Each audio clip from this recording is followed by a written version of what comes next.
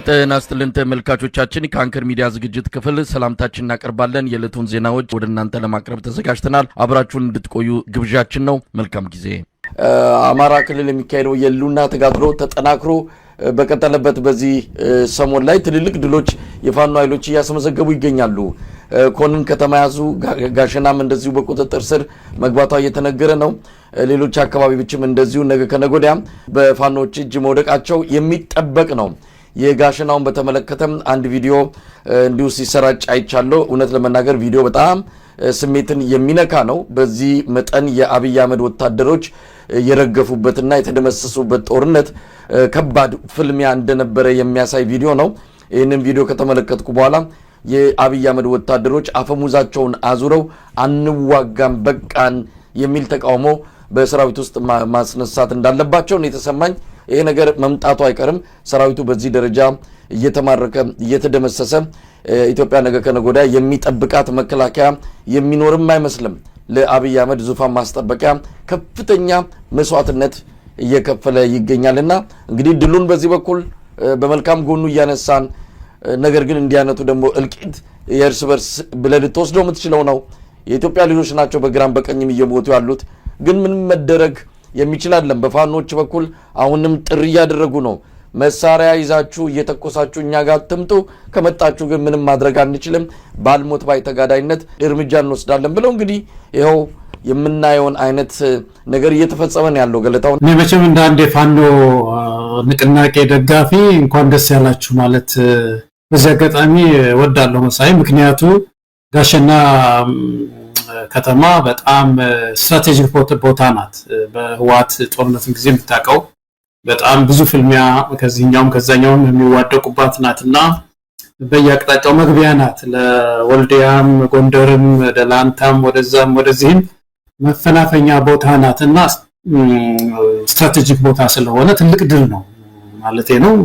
ደሴም ወልዲያም አካባቢ ዱብ ዱብ እያሉ እንደሆነ ነው የምንሰማው። እና ግን ከሁሉ በላይ አሁን ሰሞኑን የሚታየው በሰው አይምሮ ውስጥ በኢትዮጵያውያን ውስጥ በኢንተርናሽናል ኮሚኒቲም ውስጥ ነው መሳይ አሁን ፋኖ ማይቲውን እያሳየ ነው። ወይም ደግሞ ይሄ ምንድነው ስትሬንግዙን ጥንካሬውን ማለት ጀግንነቱን ምሽግ በመስበር እያሳየ ነው ያለው። እና የመጀመሪያው ነገር የመንግስትን ፕሮፓጋንዳ ዶግ አመድ ነው ያደረገው። በዚህ ወሎ ያለው እንቅስቃሴ ጥንካሬው አሁን በህብረተሰቡ ህሊና ውስጥ እየታየ ነው ያለው። ፋኖ የተደራጀ የተጠናከረ እንደሆነ ተስፋ ሊሆን እንደሚችል አንድ ትልቅ ድል አስመዝግቧል የሚል ነገር ነው የተማርኩት መሳይ።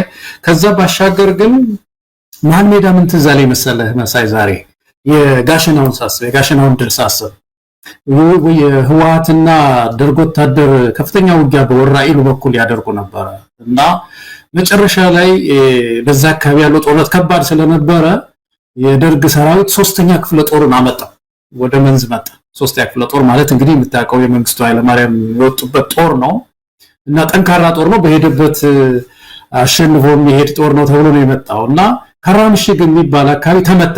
ይህንን ዜና መቼም ያውቁታል ብዙ ሰው በዛ ጊዜ ነበሩና ሲመታ እና ኮሎኔል ሰረቀ ብርሃን ከተያዙ በኋላ ወታደሩ እንደገና ተመልሶ ወደ መሃል ሜዳ ሲመጣ የሆነው ነገር እስካሁን ይገርመኛል። ምንድነው የሆነው መሰለ መሳይ? ተመልሶ ወታደሩ ሸሽቶ ሲመጣ ከተማ ውስጥ የነበሩ መኮንኖችን በሙሉ ከዚህ ከመኪና አስወረደ። ዝም ብሎ ተራ ወታደር የመቶ ሻምበል የሚባሉት ምናልባት ጀነራሎች ሊሆኑ ይችላሉ አናውቅም። ያን ጊዜ ግን እያስወረዱ ከመኪናዎቻቸው እያስወረዱ መኪናውን ተቆጣጠሩ። ተራ ወታደሩ እዝ ፈረሰ እና መጀመሪያ የተበተነ ወታደር የተነሳው በአዛዦቹ ላይ ነበር። መሃል ሜዳ ውስጥ ያየነው ተአምር ይሄን ነው። በትንትኑ ወጣ በቃ። እና ከዛ በኋላ ያለው ጦርነትም አይባልም እንግዲህ የሰሜን ሸዋ አካባቢ የሚታወቅ ነው የሆነው። እና እዚህ ጋሸናም አካባቢ ያለው አሁን ደግሞ ሌላም አካባቢ እየሰማሁ ነበር ቅድም የት አካባቢ ያለ ሰራዊት እንደዚሁ ቃውን እየሰበሰበ ነው የሚል ዜና ሰምቻለሁ እዛው አካባቢና በትንትኑ እየወጣ ነው መሰለኝ። እና ሰራዊቱ የታችኛው ሰራዊትም በራሱ መኮንኖች ላይ የሚነሳበት ጊዜ ነው ያለውና እኔ በጣም ትልቅ ወታደራዊ ድል ነው እንግዲህ ዛሬ የሰማነው መሳይ።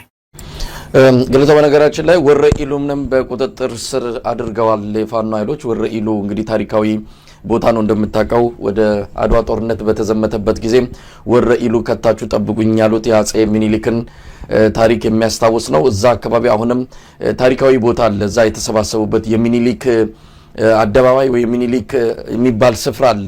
የዛን ጊዜ የተሰባሰቡበት ቦታ ነው። ስም ቦታ ጭምር ፋኖች ተቆጣጥረውታል ነው። ስለዚህ ወሎ ምናልባት የተለየ ነገር ካልተፈጠረ በስተቀር በሚቀጥሉት ቀናትና ሳምንታት ውስጥ ሙሉ በሙሉ ከአብይ አህመድ አገዛዝ ነፃ የምትሆንበት ጊዜ በጣም የተቃረበ ይመስላል። እንግዲህ አንተ ቀደም ሲል እንዳልከው በየቦታው ያለው ሰራዊት እየተበታተነ ነው።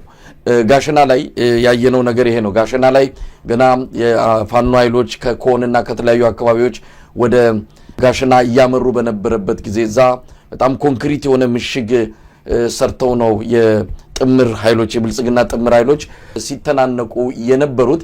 ቦታውን እኔም በአካል እጄ አይቼዋለሁ። 4 አቅጣጫዎች የሚከፋፈል መንገዶች ያሉባት ወደ ላሊበላ፣ ወደ ደብረ ዘቢጥ፣ ደብረ ታቦር፣ በዚህ በኩል ደግሞ ወደ ወልዲያ፣ በደቡብ በኩል ደግሞ ወደ ኮን የሚወስድ መንገድ ያለባት በጣም ስትራቴጂክ ቦታ ነች ጋሸና።